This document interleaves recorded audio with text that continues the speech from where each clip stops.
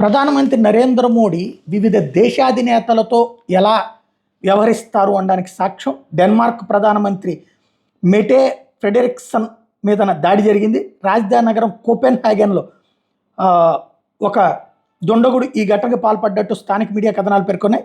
ఏకంగా ప్రధానిపైనే దాడి జరగడంతో ప్రజలు ఉలిక్కిపడ్డారు. కోయిన్బేగ్లోని కల్టోర్ ప్రాంతంలో ప్రధాని మీద వ్యక్తి దాడికి పాల్పడ్డాడు. భద్రతా సిబ్బంది వెంటనే ఆ దుండగుడిని అదుపులో తీసుకున్నారు. ఈ ఘటనతో ప్రధాని దిగ్భ్రాంతి చెందారని కార్యాలయం ఓ ప్రకటనలో విడుదల చేసింది. దాడిలో ప్రధాని గాయపడ్డారా లేదా అన్న విషయం మీద స్పష్టత లేదు. ఈ ఘటన మీద పోలీసులు దర్యాప్తు చేస్తున్నారు. ఐరోపా యూనియన్కి ఎన్నికలు జరుగుతున్న తరుణంలో ఈ పరిణామం చోటు చేసుకుంది. ఫ్రెడరిక్సన్ మీద దాడిని ప్రధానమంత్రి మోడీ ఇక్కడ ఖండించారు. నిన్ననే ఎన్డీఏ పక్ష నేతగా ఉన్నారు, ఇవాళ ప్రధానమంత్రిగా ప్రమాణ స్వీకారం చేస్తూ ఉన్నారు. ఆయన ఖండించారు. నా మిత్రుడికి మీద జరిగిన దాడిని ఖండిస్తున్నానన్నటువంటి ప్రకటన చేయడం అన్నటువంటిది ఇక్కడ కీలకమైనటువంటి అంశం.